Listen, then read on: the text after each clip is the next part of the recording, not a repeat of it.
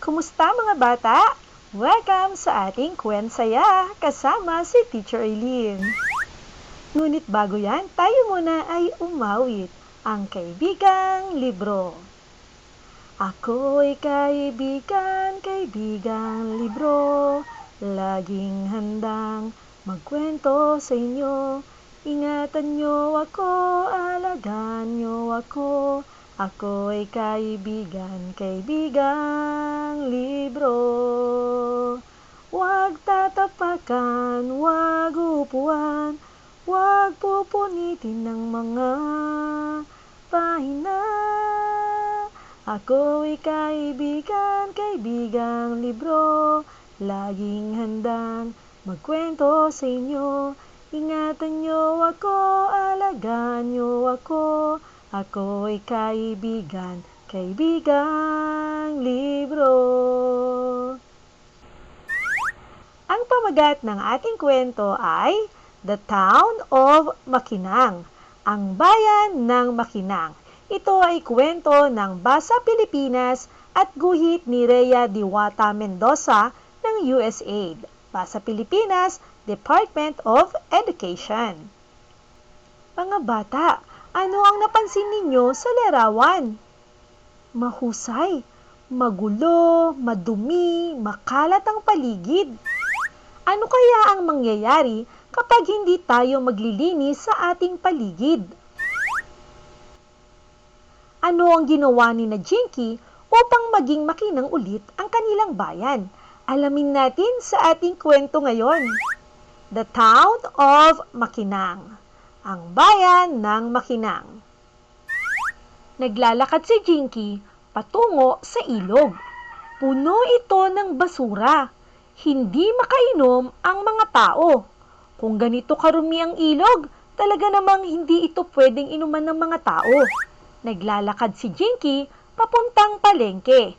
Lahat ay may amoy. Sobrang hinog ng mga prutas. Sila'y lumiliit na. Naglalakad si Jinky sa mga kalye. Ang baha ay nagdulot ng putik sa lupa. Pati ang mga bulaklak ay hindi na kulay rosas. Ang pangit ng paligid. Umupo si Jinky sa isang tabla upang mag-isip. Hindi ito ang alaala ko sa bayan ng Makinang. Kailangan kong gumawa ng paraan. Ano kaya ang naisip na paraan ni Jinky? Alamin natin. Pumunta si Jinky sa alkalde ng bayan. Sabi niya, "Gusto kong tumulong. Ano ang maaari nating gawin?" Sabi ng alkalde, "Salamat. Mag-isip tayo ng plano. Kailangan nating linisin ang bayan ng Makinang." Nakita ni Jinky ang tangke ng tubig. "Tingnan niyo po, sir. Maaari na tayong magsimula sa paglilinis ng tangke ng tubig." "Oo," sagot ng alkalde. "Kailangan ng mga tao ng malinis na tubig na maiinom." Idinagdag ng alkalde, "Malaking trabaho ito. Hikayatin natin ang buong bayan na tumulong." Sabi ni Jinky, "Mas malakas ang boses ng gawa kaysa salita." Pagkatapos, nagsimula siyang mamulot ng mga basura. Maya-maya, marami nang tumulong. Pumunta si Jinky sa ilog. Nandoon ang alkalde. Siya ay nanguhuli ng mga kalat sa ilog. Ilang sandali lang, ang iba ay nagtrabaho na. Tinitingnan ni Jinky ang mga halaman. Inalis niya ang mga putik at mga kalat. Maya-maya, ang mga hardin ay mukhang mayabong. Sabi ng alkalde, "Kapag sama-sama, mas marami tayong magagawa." Tapos, tumingin siya sa mga bata. "Nakakatulong din po ba ang maliliit na kamay?" May plano ang mga bata. Bawat isa sa kanila ay nagsusulat ng anunsyo upang ipaskil sa bayan. Ipinakita nila ang mga senyales. Brush and wash, fish out the trash, turn trash to cash. Nilagay ng mga bata ang mga ito sa paligid ng bayan. Masaya ang alkalde. Ngumiti si Jinky. Malinis na ang bayan.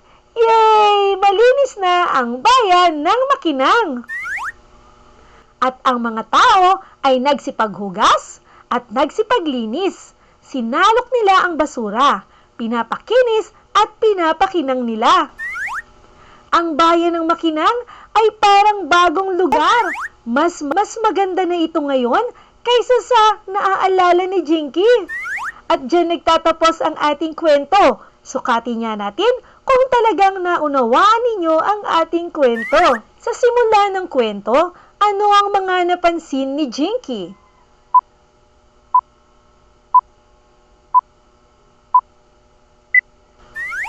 Napansin niya na napakarumi ng bayan ng Makinang. Sino ang kanyang nilapitan?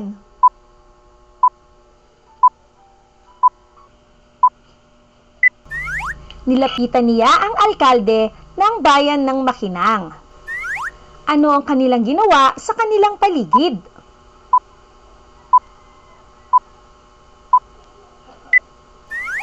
Nag-umpisa silang maglinis ng kanilang paligid, ang kanilang kapaligiran, ang kanilang ilog, at ang buong bayan ng Makinang.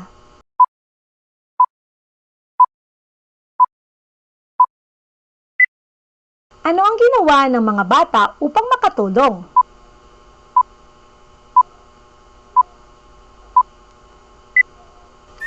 Naggawa sila ng mga flash signs tulad ng brush and wash.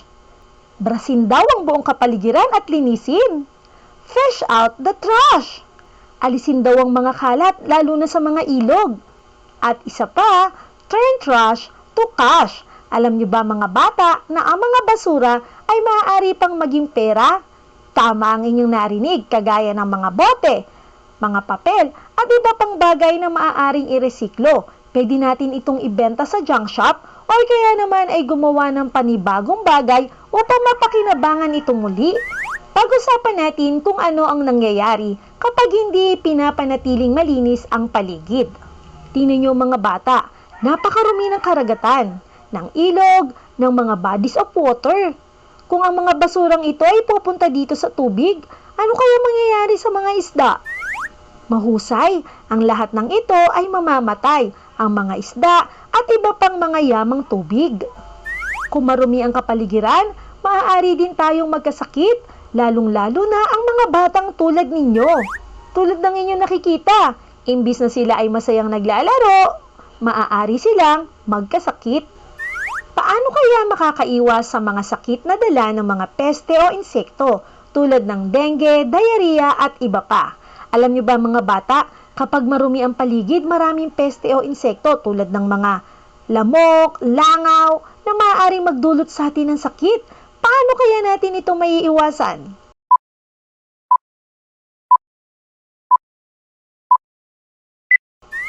Tama! Kailangan nating linisin ang ating kapaligiran at mas madali itong magagawa kung tayo ay magtutulong-tulong. Bakit mahalaga na malinis ang ilog at ang tubig? Ang tubig ay ating iniinom. Kailangan malinis ito dahil kung marumi ang ating iniinom na tubig, maaari tayong magkasakit. Isa pa, ang tubig din ang ating pinampapaligo. Kaya nyo bang maligo na marumi ang tubig? Yak! Di ba hindi? Kaya kailangan malinis lagi ang tubig. Ginagamit din ito panluto. Paano kung marumi ang ginagamit na panluto ng pagkain? Maaari tayong magtae at iba pang seryosong sakit. Kaya panatilihin nating malinis ang ating tubig. Huwag magtatapon sa mga ilog at sa lahat ng bodies of water. Dahil ang mga nakatira sa ilalim ng tubig tulad ng mga isda, pagong, pawikan, pusit, at iba pa ay maaaring mamatay. Kaya naman, huwag tayong magtatapon ng basura sa ilog ha. At kahit paano pang bodies of water, iwasan natin ito. May tamang basurahan naman, di ba?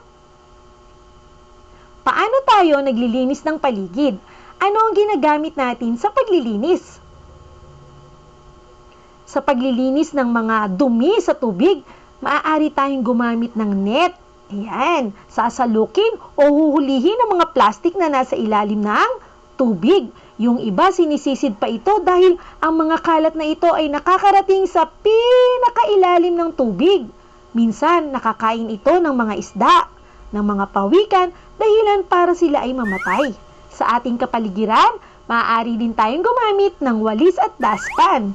At huwag din kalilimutan ang waste segregation o pagbubukod ng mga basura sa nabubulok, di nabubulok at nare-resiklo. Pag sinabi nating nare-resiklo, ito yung mga bagay na maaari pa nating mapakinabangan. Maraming salamat sa inyong pakikinig ha! Nawa ay marami kayong natutuhan sa ating kwento ngayon. Tandaan, ang malinis na paligid ay iwas sa sakit. Hanggang sa susunod pa nating mga kwentuhan ha! Huwag kalilimutang mag-like, i-share ito sa iyong mga kaibigan at kaklase upang mas marami pa tayong natututo. Hanggang sa muli nating kwentuhan, paalam! For more educational videos, please do like, share, and subscribe to Teacher Eileen's YouTube channel! Bye-bye!